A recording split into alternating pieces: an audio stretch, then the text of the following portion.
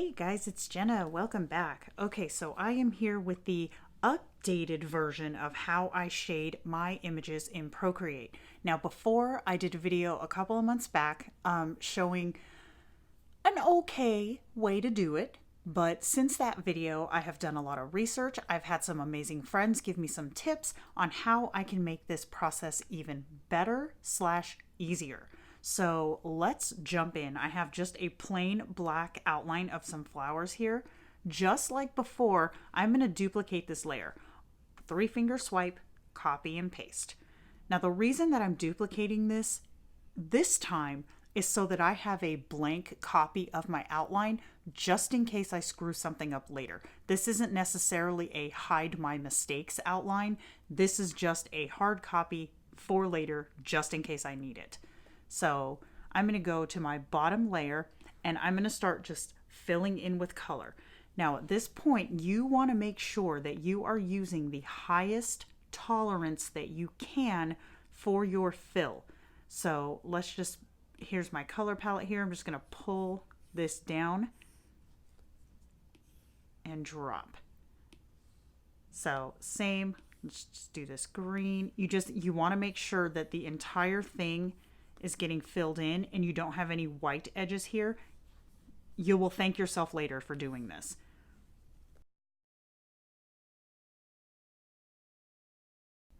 But right now I'm just dragging the color from the color circle into my image. Super easy, just drag and drop. Okay, so now we have a basic color level. Up to now, this is the same as the previous video. Here's the difference.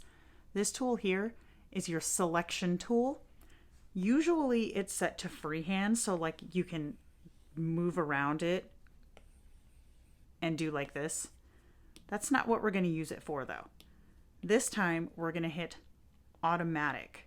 And doing this, we're going to be able to select pieces of this image. See how it's selected the entire image? If you touch, tap your pen, and drag, you can adjust how strong this tool is. So I'm going to go through and I'm going to select, using this tool, these 5 petals. Now it looks like it's changing their color, but it isn't. It's just showing me this is what you've selected. So now I'm going to go here and select a new layer.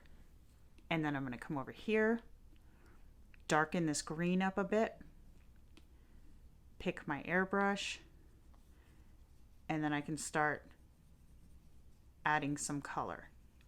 And it's very faint at this point. I'm not doing like huge blocks of color. And then I'll come in, make my brush a little smaller, and go a little more all in so that I can blend these out. But watch. It doesn't paint anywhere except where I told it could. This is an amazingly useful tool. And without clicking off of here, you can just tap your blending tool. Let me actually switch to this one. And come in and blend your color.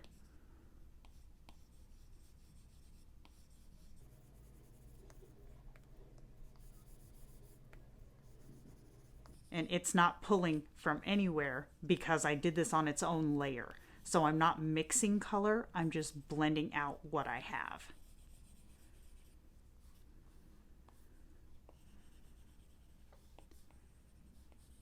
And obviously this is to taste and depending on what you're working on. But now if I click off of here, you can see I have a layer that is just shade. So I can turn this on. See that? So I'm going to shut up and do this for a minute so you can kind of see the process.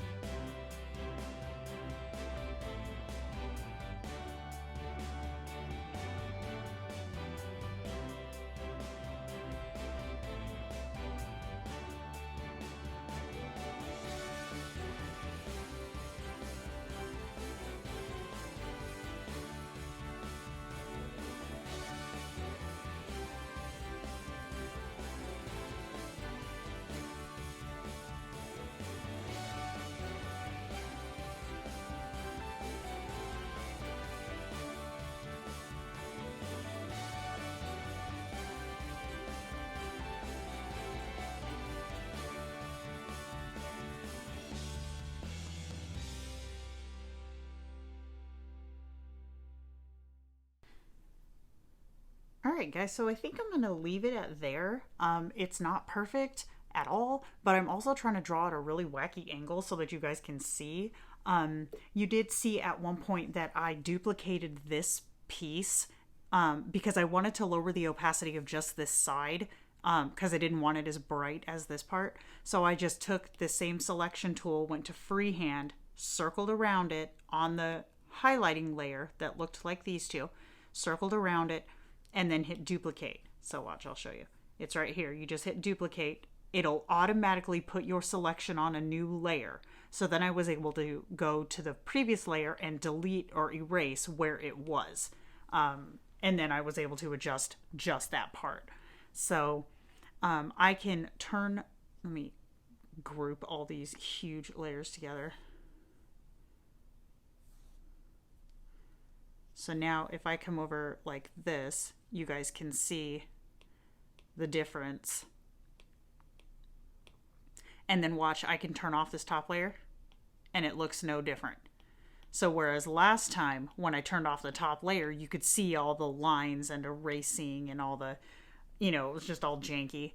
Here, because of this new technique, I didn't have to get rid of, I didn't have to do any outline erasing, nothing. And now watch, I'm going to turn off this background and then I'm going to save this as a PNG. Just saving it to my camera roll. And then I'm going to come over here to Affinity Photo.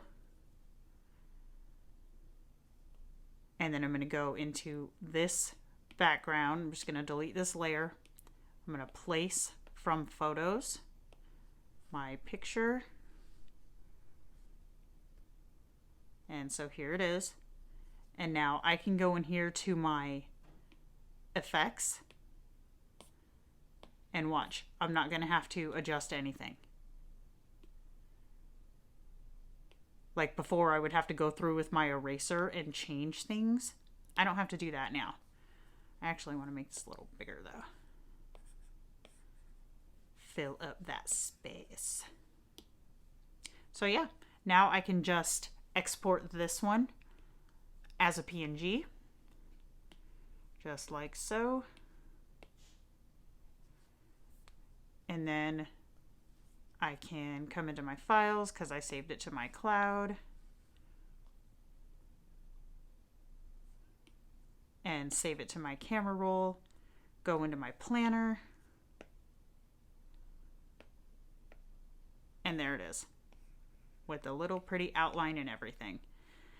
So that's it, guys. That is how I have been shading for the past few weeks. There will probably be more stuff that I learn as I go because that's just the nature of being creative.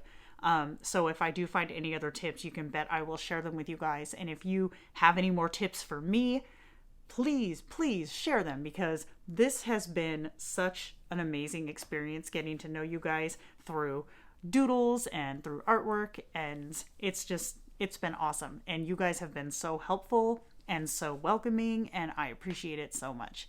So I will talk to you guys in the next video. Bye.